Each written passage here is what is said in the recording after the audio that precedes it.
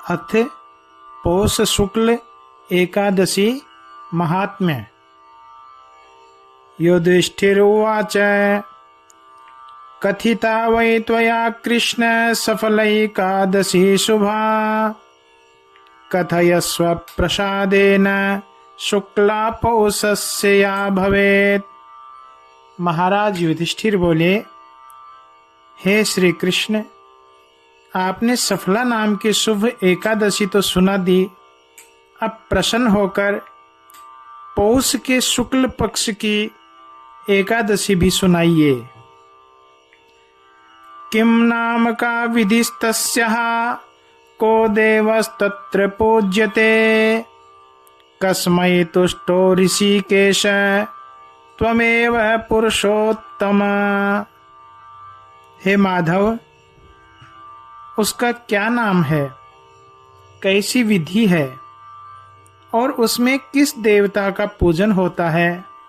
हे ऋषिकेश, हे पुरुषोत्तम, आप किस पर प्रसन्न हुए सो सब कहिए। श्री कृष्ण बोले, शृणु राजन् प्रवक्ष्यामि शुक्ला पौषस्य या भवेत् तस्या विधिं महाराज लोकानां च हिताय वै।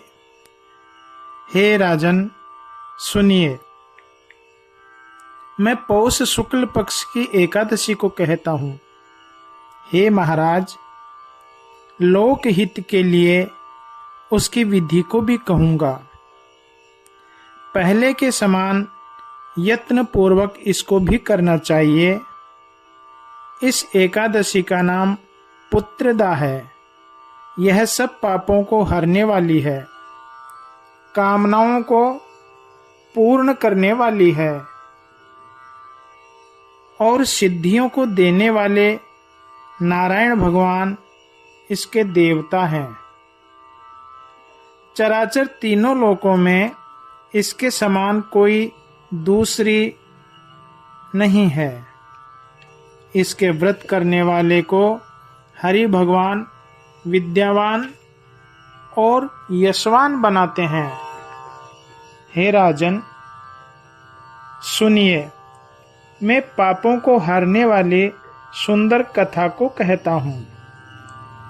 पहले भद्रावती नाम की नगरी में सुकेतुमान नाम का राजा हुआ और उस राजा की सेव्या नाम की रानी थी। इसके बाद पुत्र रहित राजा ने मनोरथों के साथ समय को व्यतीत किया और उस राजा के वंश को चलाने वाला पुत्र नहीं हुआ। तब उसने धर्म के साथ बहुत समय तक चिंता की, मैं क्या करूं, कहाँ जाऊं और पुत्र की प्राप्ति कैसे होवे। सुकेतुमान राजा ने देश में और नगर में कहीं भी सुख को प्राप्त नहीं किया। सेव्या रानी के साथ वह प्रतिदिन दुखी होता था। वे दोनों राजा रानी नित्य शोक और चिंता में तत्पर हो गए कि पितृ हमारे दिए हुए जल को गर्म सांस लेकर पीते हैं। राजा के बाद हम और किसी को नहीं देखते हैं जो कि हमारा तर्पण करेगा। इस प्रकार स्मरण करके उसके पितृ दुखी हुए। उनके इस दुख के मूल को जानकर राजा भी दुखी हुआ।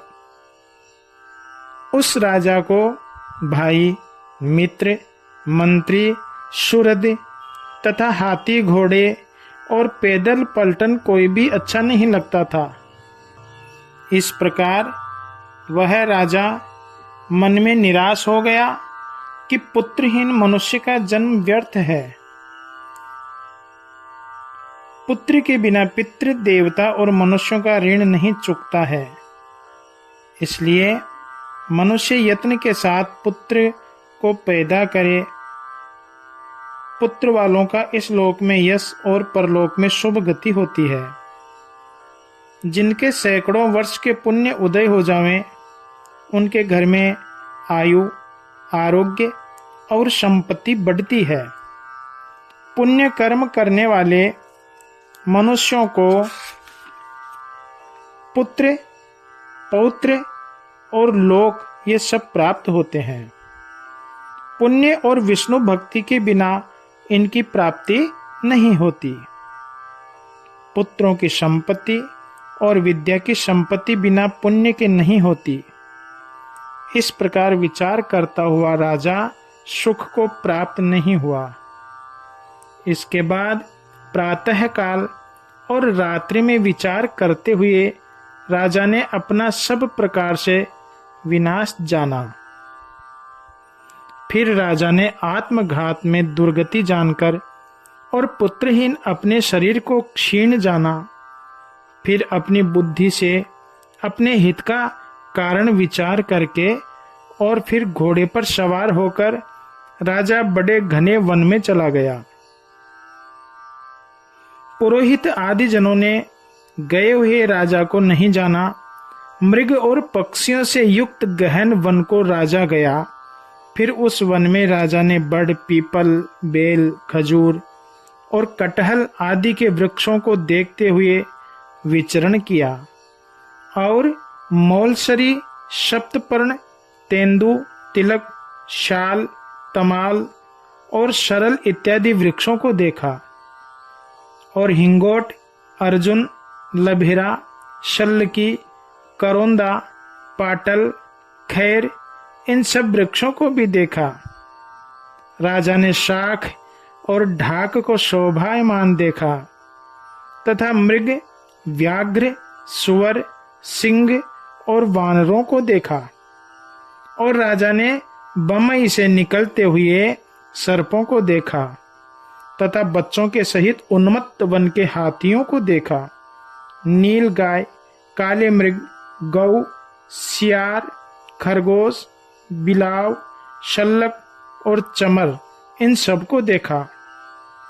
राजा ने हथिनियों के झुंड में स्थित 4 दांत वाले हाथियों को देखकर अपने हाथियों का स्मरण किया।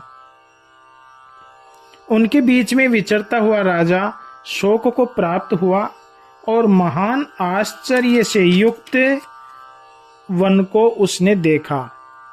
कहीं श्रृगाल का शब्द और कहीं उल्लू का शब्द सुनकर तथा उन पक्षियों के समूह को देखकर राजा वन के बीच में विचरने लगा। इस प्रकार वन में घूमते हुए राजा को दोपहर हो गया और वह भूख प्यास से दुखी होकर इधर उधर दौड़ने लगा। सूखे हुए गले वाला राजा विचार करने लगा कि मैंने ऐसा कौन सा बुरा कर्म किया है जिससे मुझे यह दुख प्राप्त हुआ। मैंने यज्ञों और पूजाओं से देवताओं को प्रसन्न किया, उसी प्रकार दान तथा मधुर भोजनों से ब्राह्मणों को भी संतुष्ट किया और मैंने समय के अनुसार प्रजा का पुत्र की तरह पालन किया है। ऐसा दारुण दुख मुझे किस कारण से प्राप्त हुआ है।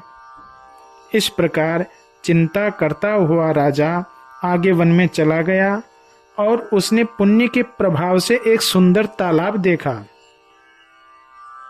वह तालाब मानसरोवर की समानता करता हुआ पद्मिनियों से शोभित था और कारंडव अर्थात जलमुर्गा, चकवा, चकवी और राजहंसों से शब्दायमान हो रहा था।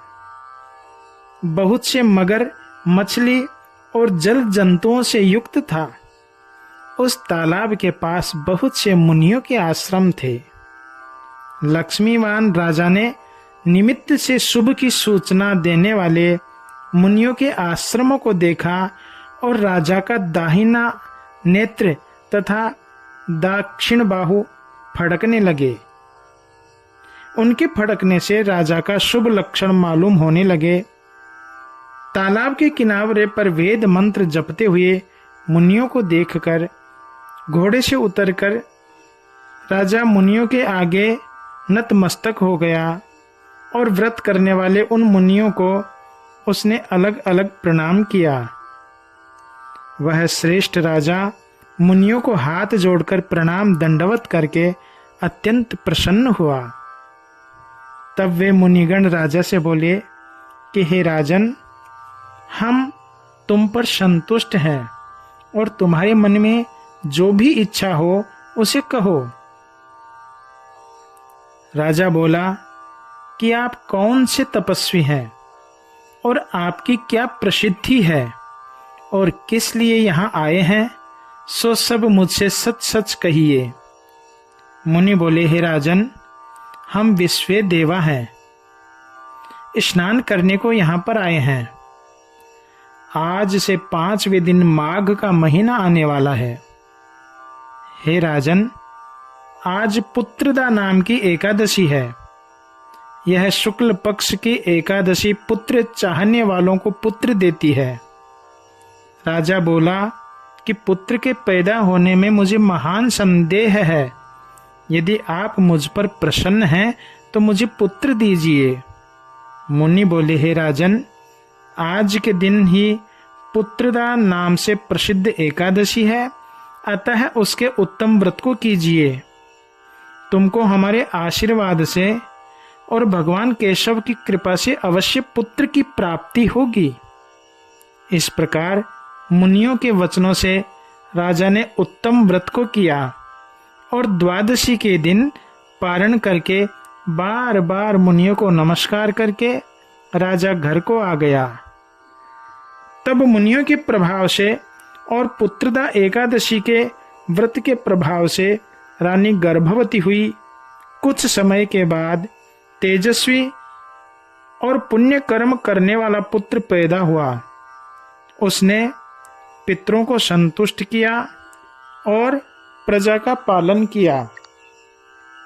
हे राजन, इस कारण से पुत्रदा का व्रत अवश्य करना चाहिए। संसार के हित के लिए मैंने तुमसे कहा है।